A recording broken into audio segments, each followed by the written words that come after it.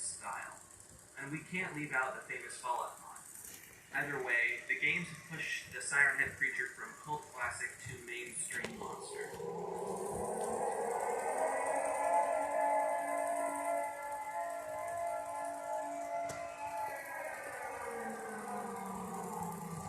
Being rooted in the genre of found footage, it's no wonder why Siren Head has quite a few short films and videos based on it.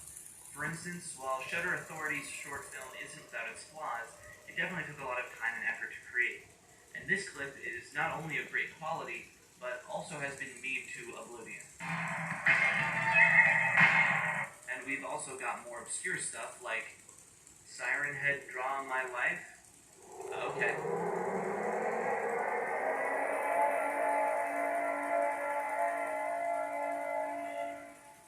One thing I'd like to mention is the very impressive work by Dream's PS4 creator Bad Robo.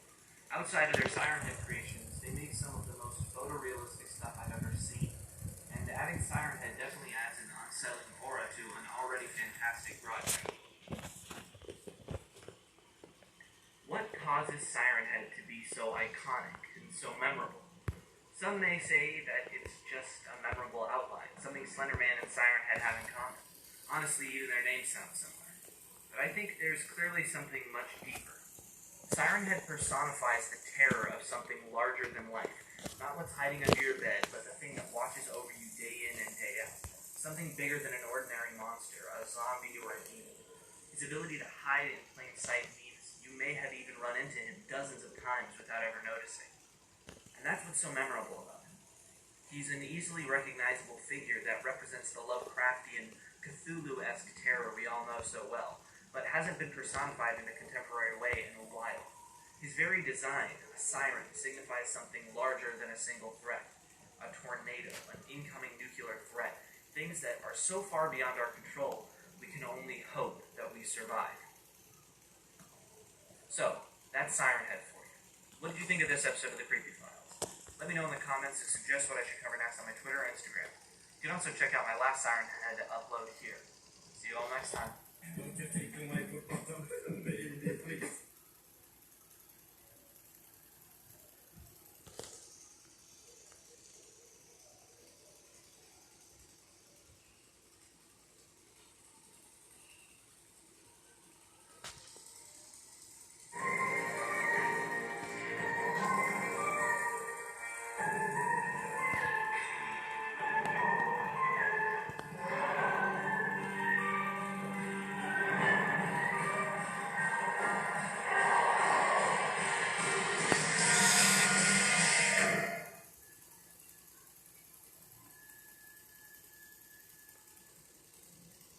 Let's talk about Little Nightmares. Little Nightmares is probably in my top 3 favorite games of all time.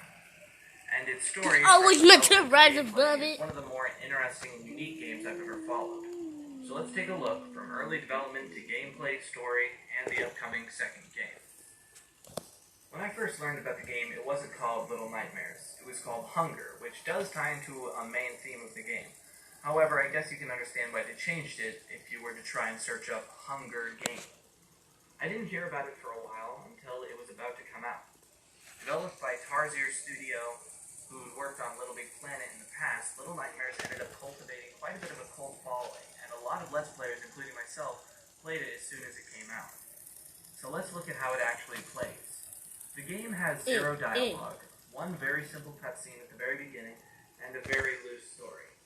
But there is a story. We'll put that on the back burner for now, and just talk about the design, gameplay, and characters. The general aesthetic of the game may remind you of Spirited Away. Being my favorite Miyazaki film, I think you can understand why I like it so much. As you move through the underwater resort known as the Mob, your little character, Six, is outsized by almost everything. Every puzzle and level is made to emphasize this. Every lever, every door is a struggle. As you progress, you move through different levels, all with unique aspects, but never straying from the general feeling. Did you take away my candy? This feeling that the game you're playing is taken from the mind of a child. The puzzle aspects being a childish adventure, and the terrifying parts being made even scarier from your perspective. The characters are all horrifyingly unique. From the long-armed janitor who feels around and listens for your every sound, being unable to see, to the meticulous and unsettling chefs who wear skin suits on top of their bodies, to the disgusting guests who will eat anything in front of them, including You you. took away my And candy, we can't didn't you? forget the lady, the regal overseer of the mob, whose power only has one weakness, her fear of mirrors. Each character is unique, iconic, and functions in different ways, making each interaction interesting. And their dynamic AI and animation style being based on old claymation and stop-motion films definitely adds to this feeling of uneasiness. Each character feels really unique and like they have a place in the world. Let's talk about the story. There's not a lot of specifics. The game opens with Six waking up from a nightmare of the lady. As Six makes her way through the story, this unnatural hunger begins overtaking her. Each time she needs to find more and more extreme ways to eat. All along, she's being chased by all manner of unsettling characters. You slowly begin to learn how the mall works. Children are raised here until they're big enough to be eaten, where they're shipped off to the kitchen to be prepared for the guests. It's not all bad, though. Six meets a few nice people along the way, including the skittish but friendly gnomes. However, near the end of the game, the hunger overtakes her. Instead of taking the food offered by one of the gnomes, she eats the gnome itself, and we can see an evil shadow version of Six standing above her.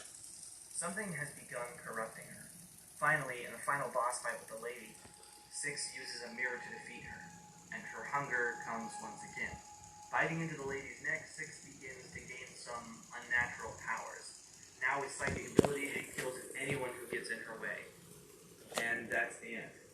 A strange ending? Yes. Are there a lot of loose ends to be tied up? Definitely. But I'm not here to theorize. Plenty of people already have, and I don't think I could say anything that they haven't. But I will say that there is something amazing about the feeling of becoming a badass magical being after spending the whole game running around defenseless.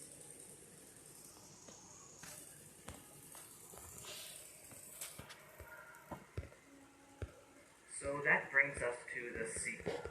Coming out sometime this year, hopefully, we'll see the return of Six as well as the boy with a bag over his head. What exactly the game is about, we're not sure yet, but it seems to be...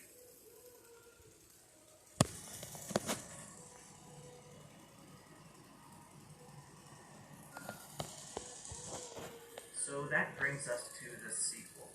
Coming out sometime this year, hopefully, we'll see the return of Six as well as a boy with a bag over his head. What exactly the game is about, we're not sure yet, but it seems to be very far from the mob. Whatever it brings, I'll be waiting it excitedly.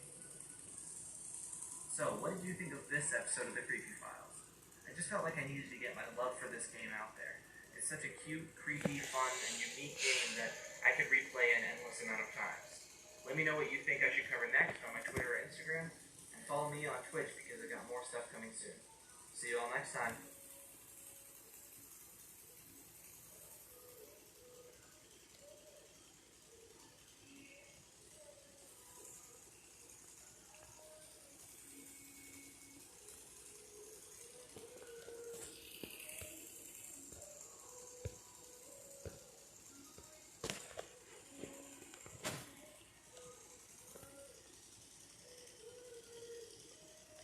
Nothing as unique as our eyes, which is why SLR pioneers ways to make lenses with 3 cutting-edge solutions in a single lens.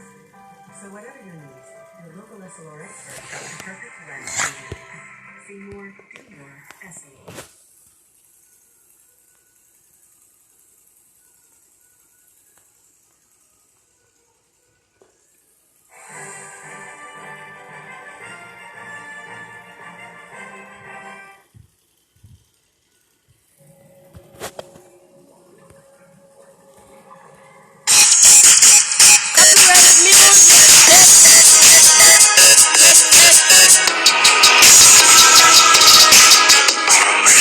Submechanophobia, the fear of fully or partially submerged man-made objects.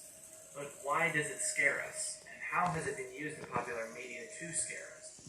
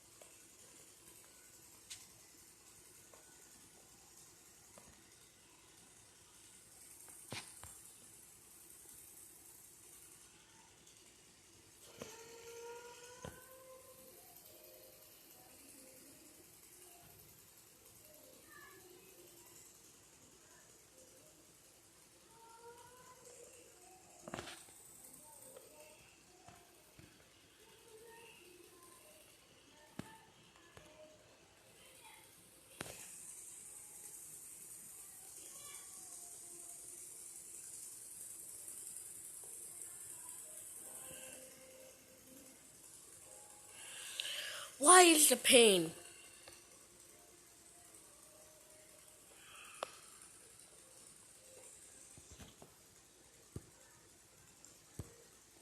To start, let's look at what submechanophobia really is. The phobia is different from thalassophobia, the fear of the ocean, although I suppose people probably have them together as well. What separates thalassophobia, galeophobia, and aquaphobia from submechanophobia is the inclusion of man-made objects, oil rigs, boats, animatronics, even things as simple as buoys. It's a fear of things submerged that are specifically human-made. People often fear the feeling of touching them, getting caught in them, or even just seeing them. But what causes submechanophobia? Being one of the more unknown phobias, a lot of research being done is from people on online forums. Some people believe it could be tied to a traumatic event. Maybe you were in a ship when it started to sink, or you were almost swept under a cruise ship. In a less life-threatening sense, these submechanophobia TikToks have been sharing some pretty terrifying water-based animatronics that are pretty easy to understand why they're scary. If you saw one of these as a kid, you could definitely grow up with submechanophobia. Another idea goes to a more primal fear, the fear of the unnatural. While it's a pretty normal sight to see houses or skyscrapers or cars above water, humans for the most part understand that underwater is not our domain. We can't breathe underwater, and movement is significantly slowed and made more difficult. Not to mention the pure mystery of it all. You've probably heard the classic line, "We know more about space than the ocean." So when we hear that there's a fear of human-made objects being submerged in the water, it begins to make sense. It's about the fear of the unnatural, things being out of place, which ties in a lot of fears we humans have. The uncanny valley, masks, unnatural movements, or robots and animatronics. And seeing images like this, it's easy to understand why some people have this phobia. So, how is this fear being used on us as audiences? You might be inclined to think of Jaws and underwater. However, while I think the fear of something like the underwater station collapsing while you're inside is scary, both films are based on a fear specifically of a creature in the water. One big example I can think of using submechanophobia is the game Man of Medan, with quite a few unsettling sequences of diving through underwater ruins. The movie U-571 has a few scenes that can trigger your submechanophobia, but mostly the use of submechanophobia is in nonfiction, documentaries, and photography. They specifically play up the size and the unnatural appearance of human-made objects in the water to give it an extra impact. A little fear goes a long way. But more recently, something new has come out that we might cover in the future. Underwater Wonders appears to be a Five Nights at Freddy's inspired something. We're not sure yet, but my guess is it'll be a VHS series. But who knows? Its use of underwater animatronics seems like it'll fit perfectly into the most popular submechanophobia craze. Underwater animatronic rides. But until that comes out, we'll have to stick mostly with the awe-inspiring reality.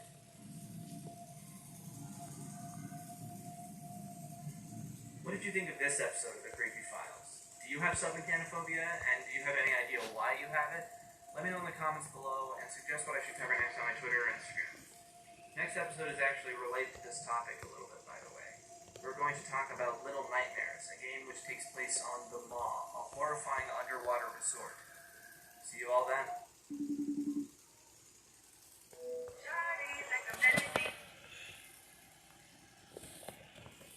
Yeah, wait.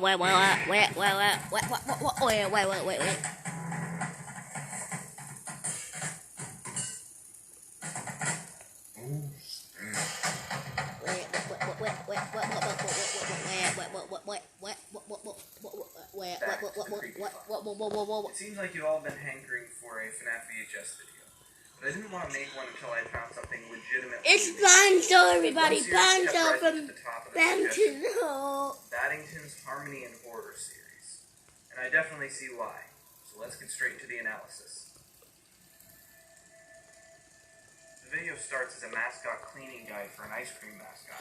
Then we see some eyes in the background, and the mascot hand becomes covered in blood.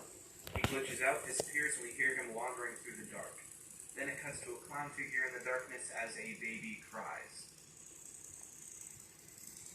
It starts as a VHS tape of a puppet, which sits out of focus for a while. Then it glitches, and we see a dark room at night, with puppets hanging from the walls. Then we can see something outside the window, a figure with yellow eyes. The tape begins distorting more, and the figure sort of fades out and then back in. right outside the door. Then it looks like one of the puppets falls over off the shelf and stands up, getting closer. Then it cuts to a dimly lit face of one of the puppets and speaks through text. I can't feel my arms. I can't feel my legs. Yet I only feel pain. There's something inside me. Something that beats. Like it wants to get out. I want to get out. There's a camera viewing the child's Glitch trap, sitting on the dresser. We can hear someone putting the child to bed. Then it cuts to a handheld camera with someone breathing heavily and the child crying somewhere. He opens the door and there's a giant animatronic version of the plush we saw earlier. The creature jump scares the camera and we cut back to the plush version, which moves up to look at the camera. Then a screaming face fades into the corner. The Ice Cream Man is back. It's a sing-along video with the Ice Cream Man, but then it cuts to a camera viewing the Ice Cream Man in the dark. We can hear an argument between two men. It seems like one of the men has killed his dog and his wife and turned them into quote-unquote monstrosities. He says, "They listen to me now." And then he kills the other man, Arthur. Then we see a hallway with a distorted black figure appearing. It cuts back to the Ice Cream Man sing-along and then back to the dark figure getting closer. Text on screen says, "Come with me." Then it cuts back to the Ice Cream Man and the text behind him appears. It cuts back to the hallway, empty now, with the Ice Cream Man appearing in the corner. First, there's an ad for the new Henry puppet doll. Then it cuts It's so short! No! Then fades to the puppet laying on the ground with the illumination of a car passing. Back to the puppet singing again, and then back to the darkness, this time with the door opening behind him. Then it comes back to the puppet singing again, this time with hollow black eyes. Back to the darkness, this time we see the Ice Cream Man hovering over the puppet. Singing again, and then the Ice Cream Man opens his mouth and screams, and we can see there's a face inside of his mouth. Then it cuts to the puppet again, this time with his head removed, and we can see some sort of meat creature standing next to it. Then we see the puppet with the text and voice saying, "My daddy loves me. He loves me so. Even if he beats me though, and I have a toy. No, he said, you are a bad boy. Go to your room. He said, I'll surprise you at night. Good night."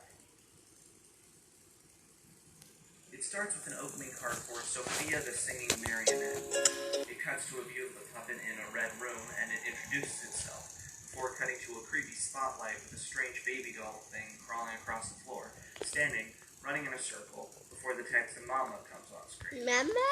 Then we see the Ice Cream Man again, and he bashes his head against the wall, cutting to a broken and bloody mask in the dark. Whatever is wearing the mask, probably the doll we saw earlier, takes it off, and we see a crying child's face. Then it cuts to a view of the clown talking. The audio is of the guy from earlier, the one who killed Arthur, trying to lure one of his kids out of hiding. Then we hear him get attacked. We see the doll again, and a yes-no option appears. If we choose no, we see the puppet's face close up, while a girl sings eerily in the background. Its mouth opens and a gross tentacle thing lunges at the camera. Then we see a very creepy Listen, clown smiling I at the don't camera. care of the freaking Yes, planet then of we Freddy see a Mercury. puppet in the darkness as well. I'm animated singing, right now. but this time it gets close to the camera and then fades out. Well, that's actually pretty cool. The final video so far, Good Boys, starts as an ad from M&M. What a good boy! Toys for a Stitch Buddy toy, a creepy doll plush that we've seen before. It can talk, laugh, and sing. It keeps bringing up keeping secrets. Are you as keeping well. secrets? Then it transfers to a tape in the dark, where the clown/Arthur's killer is testing a Stitch Buddy named Bato. He asks it to stand and grows really big. Then the doorbell rings and